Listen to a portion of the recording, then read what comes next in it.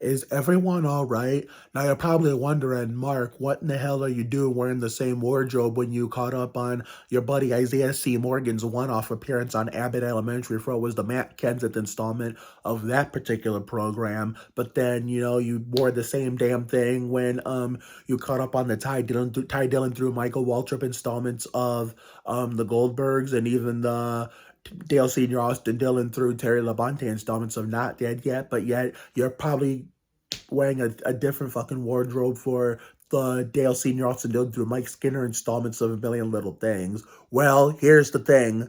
So, to get practice for, the whole Brook Park docu-series, the Sandhurst era, the thingamajig come July, we're starting to record my videos, well in advance of putting them out, like way later after that. So, therefore, I'll link the A Million Little Things reaction video to the Dale Sr. Austin Dillon through Mike Skinner installment in the description, because I still don't know how to link it, in the middle of the video screen, like most, more popular YouTubers do. But anyway, we got my mom's garbage next to her chair in the family room to take out. So therefore, this will be a first episode of That Girl Lele since, New Year's Eve, when, it was the last YouTube video of 2022. So therefore, I missed this very, very much. I mean, since, the Really Loud House went into break, I allowed That Girl Lele to come back. And then once That Girl Lele goes into hiatus, another hiatus, it doesn't look like the Really Loud House is going to be coming back from break for a while.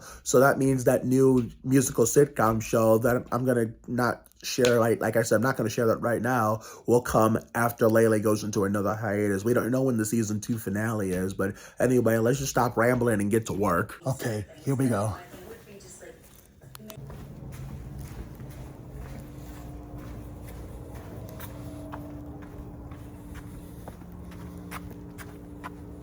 All right, there's no chance. Ready, set, go. All right. See you all in a little while for the whatever you're calling it installment of That Girl Lele. I'll probably address it once I finally find out later in the video. Oh yeah, duh. It's the Larry Foyt-Greg Biffle installments. What the fuck was I thinking? I'm a goddamn idiot. The things we tend to forget. Anyway, see y'all later when we go over the 3 episodes. The 2 sneak peeks you're about to see are the 2 of 3 episodes I'm about to go over. The first episode back and the last one that David A. Arnold got to watch him film. And action. Oh, yeah. Playtime is over, Munch Man. Where is my bag?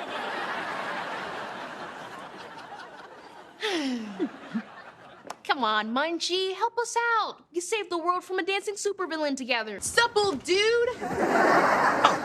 Gigi, I thought your dad was coming to repair my washing machine. He was, but then he said you called in a favor. That's right. We wrote the jingle for his repair shop. And I'm going to stop it right there because I can't show too much of that shit, unfortunately, because the copyright bastards at Viacom will be all over my ass and will be blocking the goddamn video all over the son of a bitch, as in the world. Yeah, about that. Sorry, out of time. I just got through catching up on the Dale Sr. Austin Dillon through Mike Skinner installments of A Million Little Things, which you're going to be seeing by the time this is up, that'll already be up. So I guess I'll see you all tomorrow after work for the Larry Foyt-Greg Biffle installments of That Girl Lele. Good night, everybody. The next day. Welcome back to day 2 of catching up on the Larry Foyt-Greg Biffle installments of That Girl Lele on Nickelodeon before we return to the real-time airings this Thursday for what I think will be the Matt Kenseth installment before we go into another hiatus to make room for not more Really Loud House, but for this new musical Nickelodeon sitcom that I'm going to be talking about in a future upcoming episode of Mark's presentation. So, therefore, check over the garbage. Yeah, we got ourselves into a little bit of a mess. So, why don't we take care of that, put our stuff away, get our ice cold Coke, and, we'll just relax and then wait till tonight to do some Lele.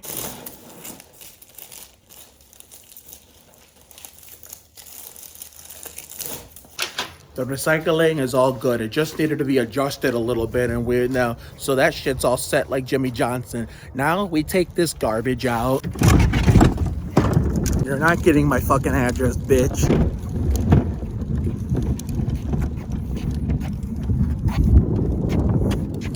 Okay, it's starting to come down a little bit oh fuck. Come on, as in the rain. So we better hurry this the fuck up before we get fucking drenched. I do not think we'll be seeing my friends today either. Then once I get off the bus, go over and turn 1. Okay, we gotta turn this shit off to turn this shit around. Free at last. Okay, now I sound like fucking Uka Uka saying that shit. Free at last. Now we check the goddamn wastebasket. So 2 of the 4 of them ended up being full. So why don't we take this shit out? Okay, you're not getting my fucking address, bitch. You're not getting my... Fuck. See, this is why we gotta be careful, you know, filming YouTube videos, walking down a goddamn driveway. Okay, it's a big fucking risk, isn't it? Hell fucking yeah. Done. So now all we have to do is wait for tonight. Later that same evening. Munchie? You're in Cleveland? Yeah, last we knew, you were in Pennsylvania doing odd jobs to pay off the boat you blew up. Does that shit sound familiar to you? Show jumping all over again, taking us back to the side hustle era. Did I mention now my shows are actually life phase jumping based on what I've lived in 29 years I've been on this earth? Channel 4? Way better than Channel 7. That can only mean one thing. David A. Arnold must have known me so well before his passing to the point where we have my #1 actor comedian of all time from my home state of Ohio jumping life phase of his #1 fan, Mark Anthony Oliveras, to the Lenore house in Michigan to make me feel older than fucking dirt. God, he must have been thinking of me without realizing it, but even if he wasn't, that's really thoughtful. I miss you, buddy. God rest his soul. 3 episodes down for the Foyt-Greg Biffle installment. I can only ask myself one fucking thing.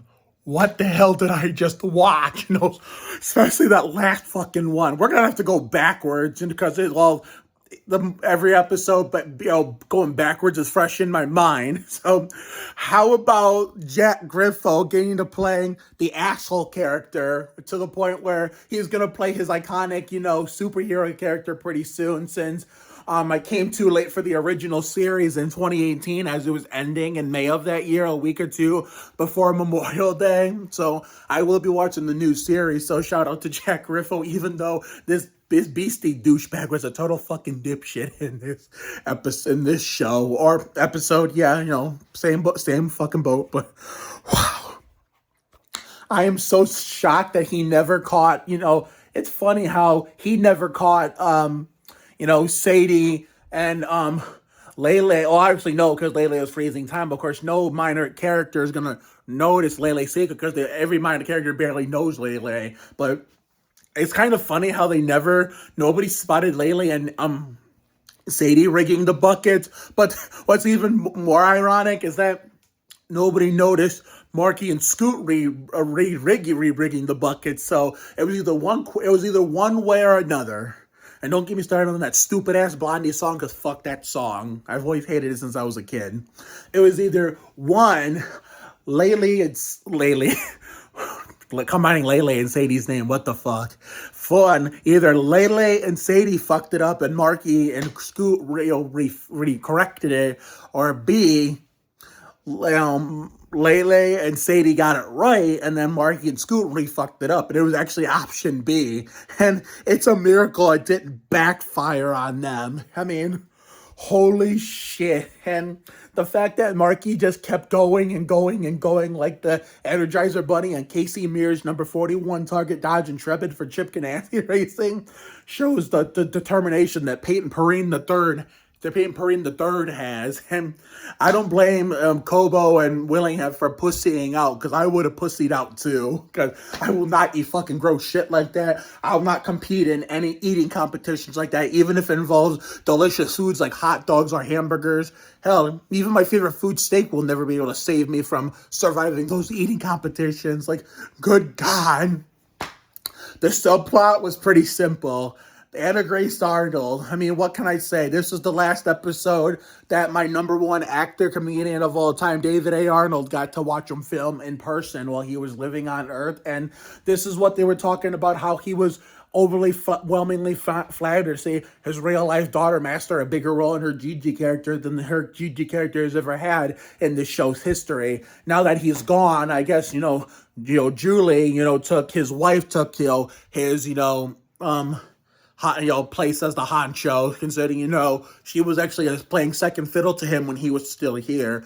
By the way, Julie, if you're watching this, I'm thinking of you, Anna Grace, and Ashlyn every day, and I did add you as a friend on Facebook, and I will forever cherish getting to meet Anna Grace at his show last year for the rest of my life, no matter how old I get, no matter how old she gets, and I'll cherish it, second in command from, meeting, Barbara, Devaki, and of course, Tammy. I think I met Tammy too. I don't know Jalen was there in the suite when I met everybody, even though I could have met Julie, but I kind of didn't. But I almost met Ashlyn, but right before I asked Anna Grace for the picture in your guys' suite, she goes right down the fucking steps and I don't get to see her. But maybe if you guys, and I wish I could be going to his, celebration of life on his birthday, but that's on a work night, and I can't stay up all night for that shit on a work night. Now, if you guys did it on a weekend here in Ohio, oh hell yeah, me and my dad would be there, but I'll make sure, to make a video or something for David A. as a tribute to him. And one of my, spicy intros for my Real Life Need for Speed series on Real Life Need for Speed on Bike series. Because, this summer when we debut season 3 of Fun in the Sun, we're going to have spicier videos on my YouTube channel. We're going to have, one of the intros is going to be, a remake of the NASCAR Heat 2002 intro on the PS2 version of that intro, on the PS2 version of the game, where they had a tribute to Dale Earnhardt Sr. in the game, who died based on the game, the year the game was based on. So I figured, I'll do the same thing in a Need for Speed on Real Life on Bikes episode, and do it the same way they did in that game for Earnhardt Sr. and do it for David, have a little David tribute at the end. So I've had this planned for a long time. It's going to be beautiful. I'll make sure to tag the whole Arnold Massey family in it. So, and Youngblood, Arnold, Youngblood, Massey family in there that I'm actually I have friends with on social media, and I think they'll love it. And they're more than welcome to watch that whole episode, whichever episode I put that intro in. But Anna Grace was fixing washing machines, and she probably overpowered it too much with that big ass engine and motor, which made the bubbles come out. And hey, at least she gave her the best. I don't know if Anna Grace would be good at fixing shit in real life, but what an episode. Now, we're going to go backwards like Alex Trebek, who's partying it up with Earnhardt Sr. and David A. Arnold in heaven right now, and Charlie O. So, Wheel of Fortune announcer. So, the Michael Waltrip installment. I'm at the wrong track. So no appearance from the king of smoking at this time. It's from the king of intimidating, Ralph Dale Earnhardt Sr., the driver of the number 3. You can't see that from here. Oh well. The number 3 GM Goodwin Service Plus Chevrolet Monte Carlo Ferrari Children's Trade. There's a replica Dale Senior hood over there next to my diecast shelf. You could barely see it, but it's right there. Hang on. My pointing skills suck ass. It's that black hood right there, with the white lettering. Yeah, that. Okay, under Kyle Petty. 2 of my all-time favorite NASCAR drivers. Anyway, so Trish and her friends, were in this dancing competition that, Sadie didn't want to go to, and I don't blame her, because some people are just not into being extra. Now, my dumb ass almost forgot what the subplot was, but then I remembered it, but I'll get to it in a little bit. And so, when Lele offered to go, which of course Trish is going to accept any shit like that, because, she's Trish, accepting, just every random offer, agreeing with everything Alexander. So, therefore, her unnamed friends, except for the Asia Martin lady, where they're putting on a little practice show for Boombox Burger. And then speaking of intimidators, the intimidators with Mia Moore's character and her mom, thinking they're some wannabe Dale Black Girl Dale Sr., considering Earnhardt Sr.'s car was a black GM Goodwrench Monte Carlo Service Plus for RCR. I mean, try to get under Trish's skin, and then they had to go to the Alexander home to practice. Now, keep in mind, Bryce wasn't in this episode because real life Tommy, as he said on his social media, ended up getting COVID in real life when they filmed this episode. Otherwise, he would have been in it, and even if he didn't get COVID, was going to be in it. Who the fuck knows what they would have had him to fucking do? What would he have fucking done? I don't really fucking know, but yeah, so they were practicing. Lele was freezing time and trying to take her own break, so she was out of breath. I wish I could do all these magical things that my favorite characters in my favorite shows, past, present, old, and new, could do. Learn how to freeze time like Lele, run with super speed like my wife, Mrs. Oliveras, and live in La Vida Labras, shape shift like Roman and Riker in the second La Vida Labras, or my man, Kai Moya. Now, there's going to be an announcement video at work while I'm at work, either before or after I get back from the Blue Sky brunch, regarding my TV mega mix. And I'm actually going to include one of my best friends, Pam Leinbach, in the video, who makes her triumphant return tomorrow. And speaking of tomorrow, I got to speed this shit the fuck up because I got to get my ass to bed at 1 in the morning, because that's my time limit on work nights. Because when I was a triad all those years, it was 2:30 because we started late. We got to sleep in longer, but we always came home so fucking late. We came home at 3 instead of 2, and that's what pissed me off. I mean, the benefit of going to ViaQuest is, going home early, but the downside is going to bed super earlier the night before and getting up and starting sooner and earlier. But the upside, it was the reversal of fortune trying. The upside was being able to sleep in longer and start later, but the downside was getting out later. So Triad and ViaQuest are just like reversal of fortune. But I'm done. I don't want to bring my job into this fun reaction video based on one of my favorite Nickelodeon programs. But yeah, that's fucking great. I lost my train of thought. God damn it. Oh yeah, we were talking about how I wish I had all these powers and abilities that my favorite characters from my favorite shows, past, present, old, new, have, that wouldn't work in real life. As much as I wish doing the State Farm jingle to teleport, your people, your best friends and people you love to your home or to your destination whenever you want, as you could do shit with them. But yeah, she was taking her own breaks, and then when they got to the competition, that she's not Sister Velma unless she's insured. She was Lady V, and she seemed like she was.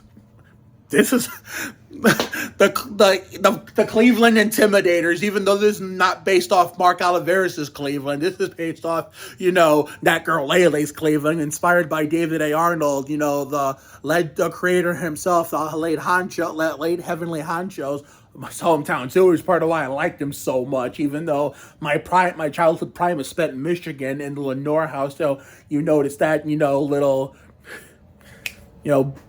life phase jump, Mark Oliveras life phase jumping, so that you saw like that opening cutscene. And there was another case of show jumping that I'm gonna get to after end the Larry Foyt installment, after I'm done going over this episode. So therefore, when they got ready for the competition, Mia Moore's character and her mom in character caught Lele in a lie, and then Gigi just added fuel to the fire, and then she had to call Mia Moore's character. I don't know their names, but she called her mom over, and then they snitched on Trish, and Velma just temporarily eliminated them from the competition for not being blood related. And then when Lele tried to bail the both of them out on the phone, she went to Sadie's voicemail. Maybe David, when he was around, and John, Ron, Wendy, Will, Power Packer, and all the honchos and Freddie had, Sadie intentionally set up that voice. Gabriel and Nevaeh Green set up the voice of greeting and character for a fictional cell phone for a fictional character. And then when, Trish came out too, damn it, my mom's calling me. Sorry, my mom was out getting out of work because she worked delayed at her other job tonight, the Cleveland. Anyway, Therefore, when Trish came out of the restaurant to listen to Sadie's, I'm not saying, oh my god, why do I keep getting those fucking two mixed up? Listen to Lele's message, and then apparently maybe David and John Ron and the Honchos turned on a mega speakerphone to let everybody in the restaurant, hear what they had to say, hear what they about to say, and it was a beautiful message. It even made Woody cry. I don't know if Ismail Sahid was really crying, but if not, he did a damn good job faking it. And Velma let him back in the competition because of it. And the fact that they said Trish reviewed Lele as her real daughter, just because even if they were not blood, now if this was real life, this wouldn't happen. It's not like sunshines and rainbows when and in real life like it comes to show like it is in shows. Because if you got disqualified from a competition before it started, there's no letting it back in, and no beautiful touching heart-to-heart convos to create wholesome moments that just let you back in. So they'll say it's beautiful, I bet. That's the only thing they'll do, but they won't let you back in. So that stuff like that's not going to change. This interesting stuff like that's not going to change, the judge's mind when it comes to stuff like that. Again, for the second or third night in a row, I believe, proves once again as to why it's just TV and none of it is real. And of course, Lele and Sadie won as expected, and we got to do 3 Mike Skinners in a row of god damn it, we beat that little son of a bitch. Now the subplot, Marky and Sadie, Marky didn't want Sadie to go in his room and was always funny about him going in her room the same way my sister, back when she was a toxic bitch in Michigan on Lenore, used to be that way about her room. So I can relate to that in a way. I mean, she's not as bad now, considering, her and I have grown up a lot, and considering she got married and had a kid, so it's really changed her for the better. La Vida Labrat's changed me for the better. It was the first step of changing me for the better in 2015, 16, and 17. And then I completely changed with COVID and limited some bad habits I had when I was a kid, and even on Lenore, and even a teen on Sanders, especially the kid version of me on Lenore. He was the baddest motherfucker all around, and I'm not saying that in a positive manner. I'm saying that shit in a negative manner. I was not the sharpest tool in the shed at all, but I have gotten better since, La Vida Labras first changed my life in a way, and then COVID did the rest in 2020, 2021. So, therefore, the fact that, Marky took her highlighter, so she retaliated by knocking his chess pieces off his chess table onto the ground. Now, if that were me, I would have fucking stomped that shit like Daryl Waldron, stomp the king, like I used to do in Melanie's room in 07, 08, when I was 13 going on 14 years old. No, I did that in the year before, in 06, 07. I was 12 going on 13, and Becky Berger's room, both years in the East Building. But I thought about replicating old behaviors from in one school. Well, it was sometime in one school year. I was thinking about replicating old behaviors from the previous school year into the next one. But, of course, I would be, copy and pasting and, using the same behaviors over and over. So I kind of checked myself before I wrecked myself without realizing it, because I was 13 years old. I didn't, and 12, 13, and 14 years old, and didn't understand any of that shit then like I do now as an adult. So, and then she goes to sit on his desk, and then, didn't she take something? Oh yeah. He tried to play his recorder that drove her crazy. That when he was they were littler in events before the show, and chased her out. And he thought when he got back in there to scare her away, he thought she gave up, but he ended up wearing his suit. She ended up wearing his suit. Why the fuck am I talking crazy? I'm talking like I'm on that good stuff. Holy shit. She took his suit that he was going to wear to a special event, and then they came to their senses. The reason why, he didn't want her in his room back in the day, because he invited her multiple times to come visit her room.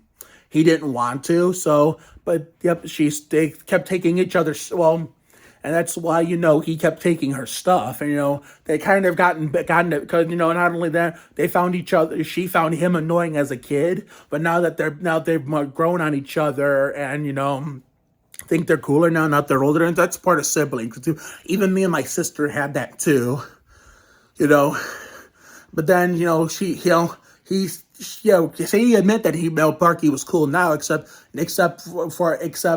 for when he takes her stuff. So he gave her his highlighter back. They hugged it out, and Marky didn't have a problem with her breaking the recorder in half, because that shit was a fucking nuisance their whole life.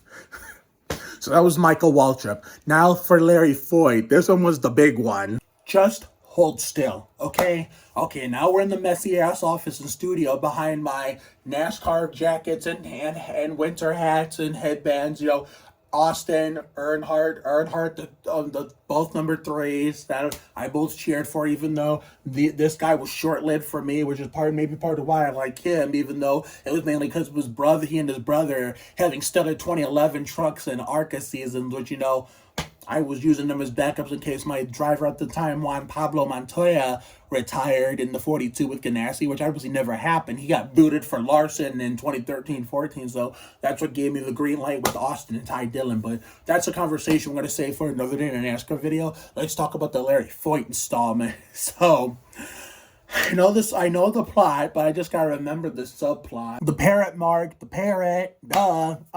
Okay, so let's talk about the football game first. So, East Packer versus West Packer. I know I called Brandon Server's character a motherfucker 1,000 times, but no hard feelings, Brandon. I followed you on Twitter for the longest time, but it took a while for me to catch your episode of That Girl Lele, so nice to meet you, buddy, if you're watching this.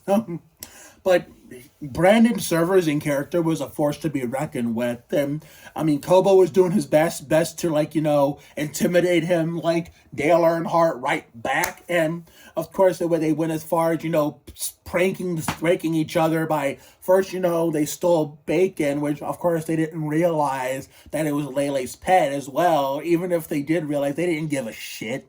No, they fucking didn't. So, therefore, Gigi and Lugnut being a nice guy for once, because they kind of lightened up his character, and they'll great in Waden too, considering they're not, in scenes together talking shit like they used to in season 1. And they went to stay with, while West Packer was all at home sleeping with their families and shit, Gigi and Lugnut snuck into the school and looked and checked it out like Kevin LePage, and sadly, no pig, but they stole their mascot, and turns out to be Munchie from Side Hustle, which means this is a minor continuation of the Side Hustle story since it ended. And of course, again, we're show jumping. First, well, not this particular order, but like in reverse order, they were in the Michael Welch. Well, actually, no, this isn't the same episode, but I'll get to the life phase jumping in a little bit. So, therefore, we were show jumping. We're show jumping in our reaction videos. No, our shows that they're themselves are show jumping. We're like show jumping from Side Hustle to that young that young warp danger hustle, when that crazy motherfucker named Franchini was from the supervillain normally appears in the Danger Force world by itself, was up to his no good tricks. And then of course talking about the boat that he, Lexington Presley, blew up like Montoya in the jet dress. So I guess that means we're probably gonna see lots of Jagged and what was his Tedward, Jagged and Tedward and Munchie and Lele, if, John D. Beck and Ron Hart allowed. Of course they will, because David A. Arnold worked with them in Side Hustle no more like lighter role. Even if we do see Jagged, Munchie, and Tedward and Lele more, it's going to be a shame like Shane Meal that they won't get to do it with David A. Arnold, with David A. Arnold simultaneously, since he's with the Lord, unfortunately. But the show hopefully will continue for a long time, for many years to come, because it's exactly what David A. Arnold would want. But even if it doesn't, then I guess that'll open the door to the next David A. Arnold project, or like project in David A. Arnold's memory that, John and Ron can come up with. That's a combination of what David A. Arnold would have wanted if the Lele ever goes away, and something that they can bring back, a little Liv and Maddie spice into it, combine and create a banger series by the time we all get older and shit, considering I'll be starting my 30s and next year. So therefore, Munchie was actually being, also, of course, Munchie's always been a nice character, so there was no way he was actually gonna, side with his school for the time being. He was trying to help Lele and say to get the pig back, and I don't know if John and Ron probably told Isaiah Cruz to, because they worked with them in a show where he played a nice character in the past. So they were trying, they thought they had him, but they was shredded East Packer High shirts, and then, what else happened? And then, when they finally got to the game, then I never saw Kevin, unfortunately. I don't know where the fuck he was this whole goddamn time. They actually got, the pig, but they put on East Packer High shirt. That was an anti-East Packer High shirt from those bozos at West Packer. They said Least Packer High. And, of course, who was out there? Munchie was getting bodied like ease. I mean, wow. And then I think somebody, I know there's other unnamed people getting bodied, but who gives a shit about them? But did Sadie get bodied too? No, Sadie looked like she was gonna get bodied, but luckily Lele, using her powers to turn invisible, played a trick on that son of a bitch. Was it Brandon Server's character or somebody? It was one unnamed West Packer High football player. And when he went to go body Sadie, Lele used her invisibility to trip his ass. And then when we just thought we won, but no, what we learned on June 18, 2013 as a Spurs fan in Game 6 of the Finals and last August at the Alcabelas 250 Bush Race in MIS as a Noah Gregson fan, you never celebrate your victories too early, as in don't count your chickens before they hatch. So Lele had a job to do. So without anybody noticing, she used her super speed, not as good or fast as Mrs. Oliveira's super speed in the La Vida Lab Rats universe. You body that motherfucker, and they got the pig back, and victory was theirs, and we gave them the first of 3 Mike Skinners of, yeah, goddammit, we beat that little son of a bitch. Now let's talk about the subplot. So Marky turned out he saved a bird, an iconic pizza bird from the wild, and Channel 4 News, again, life phase jumping. First we were show jumping, then we were life phase jumping. We were life phase jumping, and I hope the copyright bastards of Viacom will snipe this, because if they do, I'm going to be really fucking mad. But even if they do, I'll just edit that part. I'll create 2 files. I'll create one without the story jumping part that I talk about, but if it gets sniped, then I'll have a backup without that part. So, okay, so therefore... because when Trish said Channel 4 is better than Channel 7, now if I lived in Michigan on Lenore saying that, I'd be saying WDIV, NBC Channel 4 is better than WXYZ, ABC Channel 7, and even if I would have said it then, it wasn't going to be wrong, because Channel 4 NBC had Wheel of Fortune and Jeopardy, while XYZ ABC didn't, because ABC here in Cleveland, WEWS Ohio, had Wheel of Fortune and Jeopardy on West 122nd in 97, 98, mostly 98, 99, and first half of 99, 2000. I think I finished that 99, 2000 Wheel of Fortune and Jeopardy season when I got to Lenore in the second half of that season.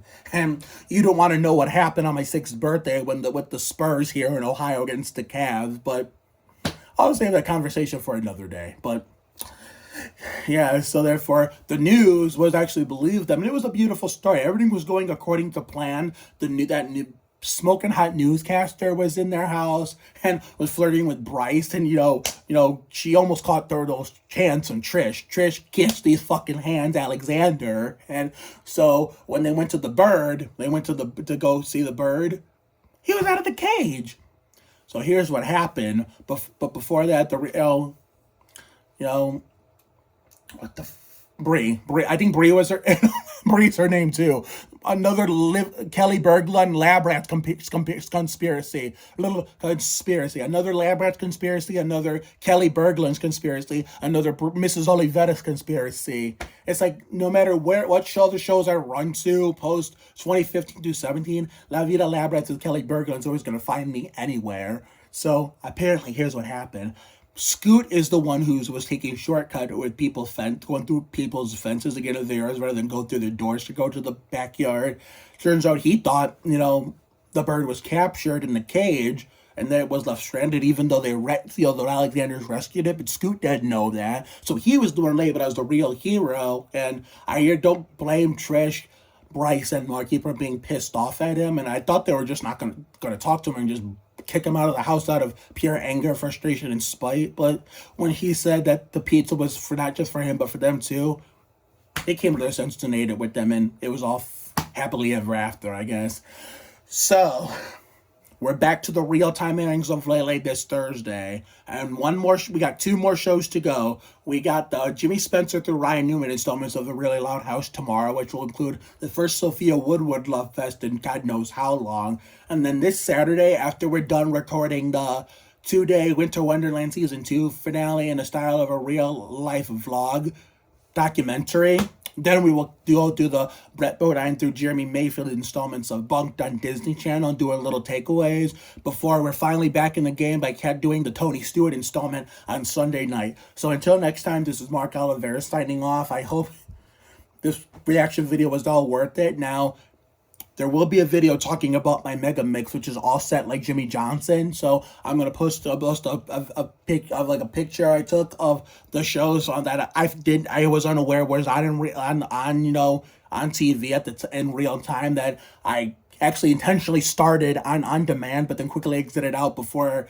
it booted itself up. So I have it saved for it and the in progress list. NCIS Hawaii with Kai and Moya, FBI International with Crelia Bauhausen, Bob Hartzell with Marcus Falmar, and then you have that NCIS episode with Jason McDonald from Flatch. You have that those 2 911 Lone Star episodes with Bella Blanding, and then of course you have that one episode of The Rookie with yours truly, Elijah Cooper, aka Kobo from That Girl Lele. Have a good night tonight and a better day tomorrow. Life will give you a lot of lows, but when you hit a high, enjoy it. It ain't for the weak. Goddamn, pace yourself, bring your ass, be you. You have to try harder to do less. You can't deport a dream. Sometimes the worst things in life lead to the best things. Always bet on the side of love. You gotta check yourself before you wreck yourself. Sometimes you just gotta be present.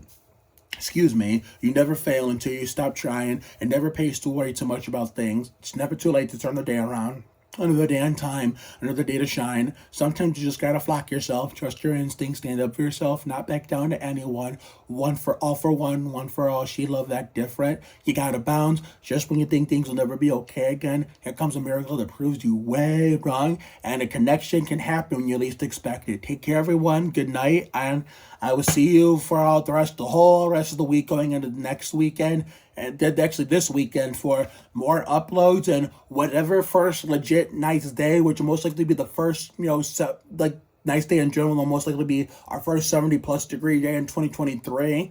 After this coming weekend, well, again, I have to keep reminding you, I'm going to keep you all posted. And once I find out, I'm going to pass it along to you so you guys can all prepare for what will be in terms the season 2 premiere. Spring is in the air, and the official San Diego 2023 premiere. And one last thing before I get off of here, if the weather cooperates and is somewhat completely turned around by March 26th, then a birthday tribute for the GOAT, Sophia Woodward, is a go. So I look forward to bringing you guys that if the weather cooperates. So see you later, everyone.